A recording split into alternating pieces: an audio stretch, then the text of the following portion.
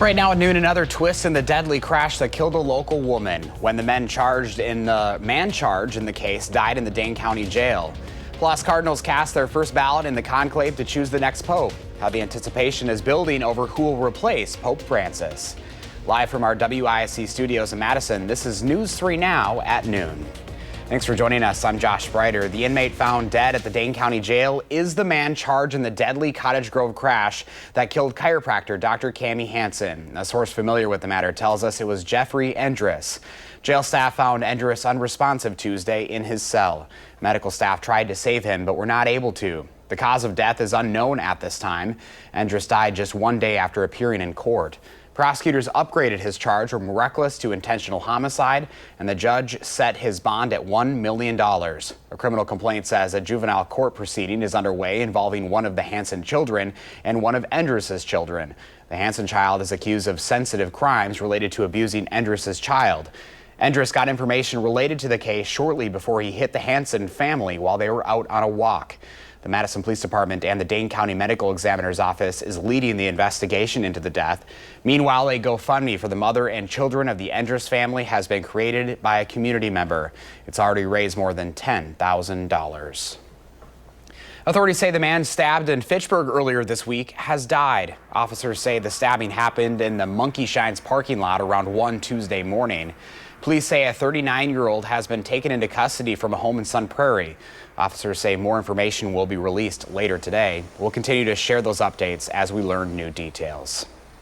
The man charged in the death of Brooke Stratton will appear in court this afternoon. 25-year-old James Barnes Morris is charged with first-degree intentional homicide with a domestic abuse assessments modifier. He was the last person seen with Stratton before her death. She went missing on September 30th. Investigators found her body on October 3rd on the UW Arboretum grounds. The Sauk County Sheriff's Office is investigating a fire truck crash that left 2 firefighters with non-life-threatening injuries. Merrimack Fire and Rescue says the department was conducting a training exercise. One of their water tenders lost control on Highway 113 north of Highway 78 near Lake Wisconsin. The truck entered the ditch and rolled over. Both people inside were pinned and later taken to UW Hospital via med flight. Well, another beautiful day outside, but temperatures will take a dive later tonight, and it must be the first Wednesday of the month. First Report meteorologist Jacob Montesano is live on our weather patio here in Madison. Hi, Jacob. Yeah, I'm sure it's picking up on our mic. The tornado siren is being tested right now. Now, feeling the current conditions out here, it feels like it's sunny when you walk out, but when you look up, there is quite a bit of cloud cover right now, and that's kept temperatures just a tad bit cooler compared to yesterday, but still very, very comfortable. Middle to upper 60s, lower 70s for a lot of the area, but further east toward the lake, there is some cooler temperatures as current conditions right now only in the 50s, and that's because they're dealing with some pretty strong winds up above 20 miles per hour in Milwaukee and a lot of areas near Lake Michigan. The rest of our area is still a bit breezy, but not as bad, around 10 to 15 miles per hour. Now, throughout the day, we're going to see some breezy weather, but the further east you're located, the windier it will be. Wind gusts can be up to 30 miles per hour near the lake, but only up to around 25 miles per hour for the rest of the area. And this is expected to continue for the most part overnight. We likely aren't going to see the winds, too bad at any given moment, but it will persist throughout the night and into Thursday. Right now, we are completely dry, but like I mentioned, we are seeing some cloud cover right now. Now, we're not expected to see any rainfall, but those clouds are going to continue for much of the day, but they'll clear up a little bit during the overnight hours and then completely clear up by the time we get to the afternoon on Thursday. So just a few small blemishes in the forecast with the winds and the cloud cover, but despite both of that, it's still going to be a very, very nice afternoon. Highs will be in the middle 60s, lower 70s. Not going to change too much compared to what they are right now, but another beautiful day to get out and enjoy the weather, and we're going to continue to see plenty of those, especially over Mother's Day weekend. I'll talk more detail about that coming up a little bit later. All right, a little quieter outside now after that tornado siren. Yeah, right. Thank you, Jacob. Well, right now, history is in the making of at the Vatican, where 133 cardinals are taking part in selecting the next pope to lead the world's 1.4 billion Catholics. The start of the conclave comes less than 3 weeks after the death of Pope Francis. CBS News' Tina Kraus reports.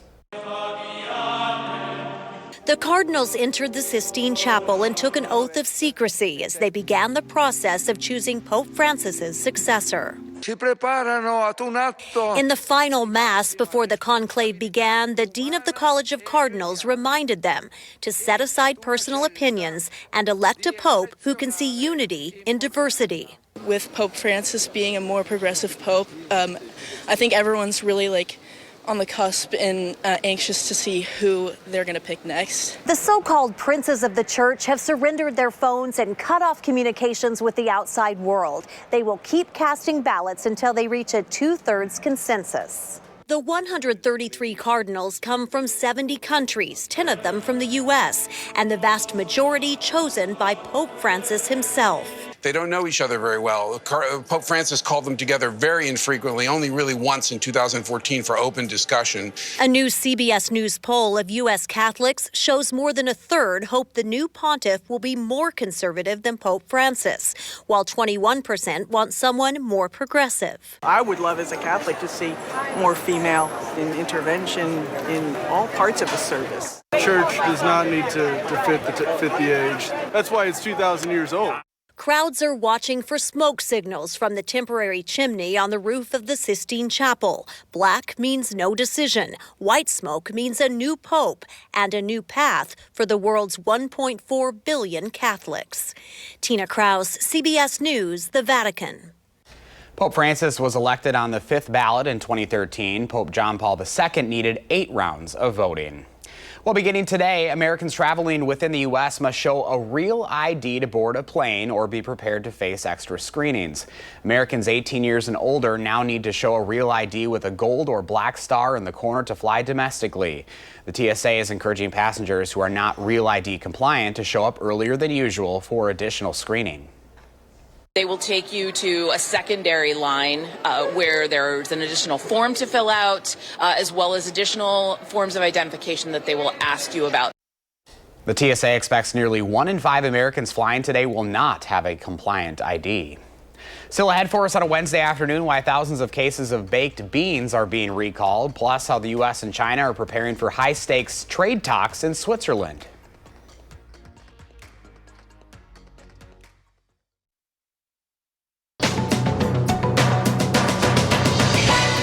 The U.S. and China are set to launch high-stakes trade talks in Switzerland later this week. U.S. Treasury Secretary Scott Bessent and U.S. Trade Representative Jamieson Greer are the 2 top U.S. officials involved in the talks. The 2 countries have been locked in a trade standoff for weeks after President Trump slapped a 145% tariff on Chinese goods, and China struck back with its own 125% tariff on U.S. products. Bessent said in a TV interview that the talks will likely focus on de-escalation, not about the big trade deal. More than 4,000 cases of Yellowstone baked beans are being recalled because they contain undeclared soy. This could cause a severe or life-threatening reaction to people with soy allergies. According to a post by the Food and Drug Administration, the product was distributed in more than 20 states and has a best if used by date of February 17, 2028. Consumers can return the product to the place of purchase for a full refund. And whether you're rushing in to meet today's big Real ID deadline or not, Krispy Kreme has a sweet treat for you. The chain is giving out 1 free original glazed donut to customers today only. No purchase necessary and no need to show ID. That's your CBS News Money Watch report. For more, log on to cbsmoneywatch.com. At the CBS Broadcast Center, I'm Jesse Mitchell. Here's the stock report at the noon hour. The Dow is up 384 points, NASDAQ down 0.5 point, and the S&P 500 up 16. Our Call for Action volunteers are in the building taking your consumer complaints and taking action on your behalf. Call for action at 608-270-2833 or submit a claim anytime at channel3000.com/call-for-action. Pam has today's farm numbers ahead, and Jacob is back with the first warn forecast. And later on Live at 4, we hear from the senators behind a bipartisan bill to help new mothers, why they want the Assembly to do the same.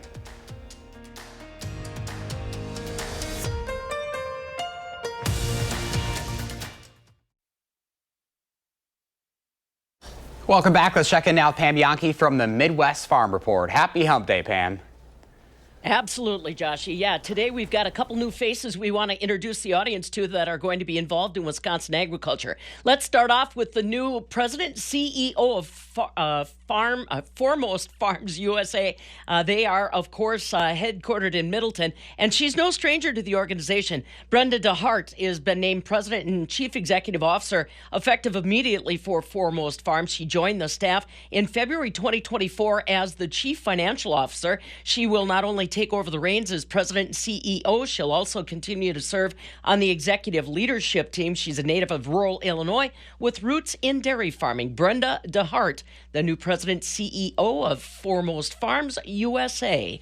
Two other folks are in the spotlight today. Governor Evers yesterday announced the reappointment of some folks to the Department of Ag Trade Consumer Protection Board. One new face, Andy Hatch. Now, Andy was born in Wisconsin, studied dairy science at the UW, apprenticed with master cheesemaker Gary Grossen, and then traveled the world learning his skill of cheese making. Came back to Wisconsin. Now he owns and operates Uplands Cheese, which is a dairy farm in Dodgeville. He lives, he milks cows, and makes award-winning cheeses there. Andy Hatch, a new face on the Wisconsin Department of Ag Trade and Consumer Protection Board. Cindy Brown has been reappointed to the board by the governor. Cindy has been the president of Chippewa Valley Bean from 2011 through 2025, currently serving as chairman of the board. She is back on the board for the Wisconsin Department of Ag, Trade, and Consumer Protection. So some faces that I want you to become familiar with and names that I want you to be able to recognize. Some of the other things that we're recognizing today, we're getting to be that time of the year where everybody's exercising their green thumb, right? Just a quick reminder that a lot of our local Wisconsin FFA chapters that have greenhouses connected with them would love to see you source your plants, your vegetable plants, your flowers from their greenhouses. For example, Troy Telford and staff up at Sauk Prairie FFA in Prairie du Sac are going to be holding greenhouse open houses May 10th and 11th while supplies last. Just another good way to not only support the kids that are trying to learn more about potentially their future in horticulture, also source those plants locally. Barrel cheese today up 3/4 cent at $1.80. 40-pound block cheese up 3.5, $1.82. Double A butter, that did drop. Penny and 3/4 today, $2.32 1/4 per pound. You know, this kind of weather, Josh, actually makes somebody like me that's notorious for not being helpful to plants even try to strike out on my own again this year. You just get that spirit when it's so nice outside. Oh, and you better believe we're going to be out on the patio later in the broadcast. Angie Horkin for the Wisconsin Beef Council is here grilling up some burgers, so we're looking forward to getting outside, Dude. Pam. Come on over. All right, You're done with your shift now, aren't you? I am. It's tempting. Come get some lunch. The black truck roll up. All right. All right, Pam. We'll talk to you later. Sounds good. A big warm-up on the way, but we got a little cool down tonight. First Warm meteorologist Jacob Montesano has the forecast. Hi, Jacob.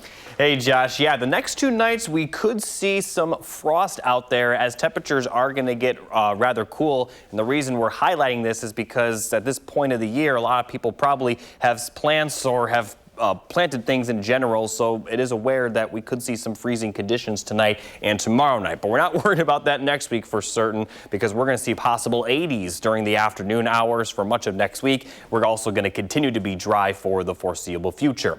Now, looking at the temperature forecast, very comfortable for the rest of today. But as we head into the overnight hours, we could see those temperatures dropping into the middle and upper 30s, especially for northern counties. And it's important to point out that frost could occur when temperatures are in the middle to upper 30s, especially the middle 30s. Now, it's not going to be as cold tonight as it will be tomorrow night. Now, during the afternoon hours tomorrow, still very comfortable, although a few degrees cooler. But for Thursday night into Friday morning, we could be seeing those temperatures dropping into the middle 30s, maybe just actually below freezing rather than, close to it. And as I mentioned, we could see frost even when temperatures are in the middle 30s. So just be aware of that if you have anything planted outside. But the good news is that once we get to Friday, we'll see the 70s return, or at least close to 70, and then for Friday night into Saturday, still, a little bit on the cooler side, but it's not going to be nearly as cool as tonight or tomorrow night. Now, looking at the high temperatures moving forward from there, excuse me, the weekend is looking very mild. Upper 70s are in the forecast both days. We'll also see plenty of sunshine, especially for your Mother's Day. It's going to be almost summer-like for Mother's Day. And those high temperatures, they're going to continue to get even warmer for next work week. Highs will be near 80, possibly from Monday through Thursday. And even just beyond the 10-day forecast, there really is no end in sight to these warmer temperatures. We're expecting above normal temperatures across the area for the foreseeable future. We may start to see some more rain during this time, but for now, we're going to see plenty of sunshine and warm temperatures. Now, let's take a look at those small chances of rain we do have. We could see some light showers in southwestern Wisconsin later this afternoon and evening, but most of it will stay south of Wisconsin entirely. And then we're going to be almost certainly dry for Thursday, Friday. And as we get into Saturday, we could see some light precipitation move through. But again, most of the area shouldn't see any precipitation during this time. And then for Mother's Day, we're going to see barely any clouds in the sky. So a lot of very, very dry weather is in the forecast. And over the next 7 days, some parts of the area may not even see a single drop of rain.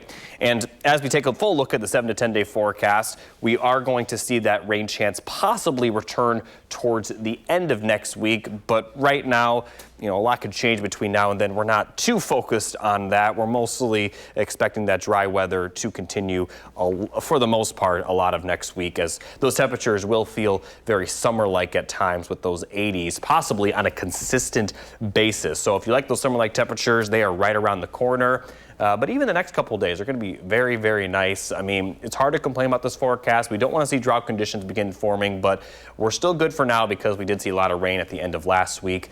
And so we're just going to enjoy the weather for now. Yeah, and consistency is not something we're used to here in Wisconsin. Right. We're always riding that wave. Especially this time of year. It's nice to see that consistent weather. Big time. All right, Jacob, thank you. Howard's taking an everyday soft drink and using it in a whole new way today. Right now, we're in that tween time of year. You know, when it's kind of between spring and summer. It's the time of year that we're sort of between all those warm you up comfort dishes and the lighter fare that comes with nicer weather. So with that in mind, I thought it'd be fun to bring back a Mr. Food classic that fits this time of year to a T. All we do is add some breadcrumbs, an egg, water, some chopped onion, and a bit of salt and pepper to some ground beef and give it a good mix. Just make sure you don't overmix it or it'll get tough when it cooks. Now, we roll these into 1-inch balls and place them in a baking dish. And for the part that makes these so incredible, we pour on a sauce that we make by combining some ketchup, a good amount of cola, a splash of Worcestershire sauce, some fresh garlic, green pepper, a few seasonings, and more onion before baking them off.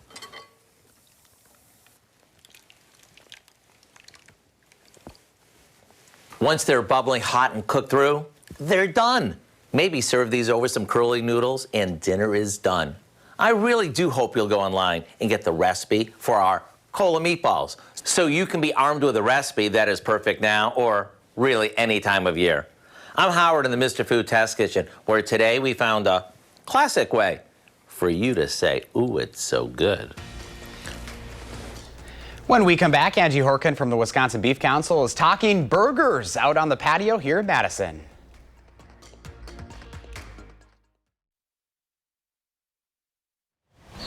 And we're back today at noon with Angie Horkin from the Wisconsin Beef Council. Beautiful day to be out on the patio talking burgers. It is. It's National Burger Month. It's Wisconsin Beef Month. It's just a great month, and it feels like summer, so we're grilling. It's our first time on the patio. I love it. This spring. I know. So I have 2 burger recipes. All right. I've already grilled them. I just put a little kosher salt and low cracked black pepper on them, so nothing else in the burger. And I used a nice 80-20 mix. So 80% lean, 20% fat. I kind of like that. It's a little bit higher fat than like what you'd make maybe some other recipes with, but it's really nice for the grill because look at how juicy they stay. Because grilling is a low-fat cooking method. You're gonna lose fat into your grill. So just keep an eye on it too for flare-ups. This grill has a hot spot on the left, so get to know your grill. Keep an eye on it. Okay, let's start here. These are called open-faced French onion burgers. Kind of a lot of going on with it because I made a peppercorn sauce ahead and caramelized onions. But in here, I just toasted a bottom of a brioche. Okay. Got the patty, got the Gruyere cheese shredded. Jacob, you want to put some caramelized onions on? Sure. So those, just a nice kind of basic caramelized onion recipe, but it does have a little cooking sherry in there to give it a little more flavor. So check that out on the website. You can definitely make those ahead. I did, and then I just put them in a grill-safe pan and warmed it up on the grill right next to the burgers. Then homemade peppercorn sauce. This is delicious because you finish it with a little heavy whipping cream. Yep. But it's got a little bit of brandy in it. It's got a little bit of red wine. It's got some shallots. It's got peppercorns. It's got cracked black pepper. And like I said, that little bit of heavy whipping cream on the end. This burger kind of screams Wisconsin, right? That looks so good. It's like the take on a French onion soup. Then the top of the burger buns, I grilled and just put a little butter, tossed a little butter with them. And that's like your croutons. Perfect. On top of your French onion soup. So All right, we got about 30 seconds, Angie. Okay, the next burger is super easy. Barbecue chipotle burger. So we started with Texas toast instead of a bun. Got the burger and then a homemade barbecue sauce. So about 4 ingredients: brown sugar, a little Worcestershire, a little beer, and some chipotle pepper in adobo sauce. So it's got that spice to it, and then a little brown sugar too to sweeten it up. So it's a nice, sweet, spicy. Top it with some pickled jalapenos or some okra or some other, even like a nice cold slaw would be fun. Top it with another piece of Texas toast.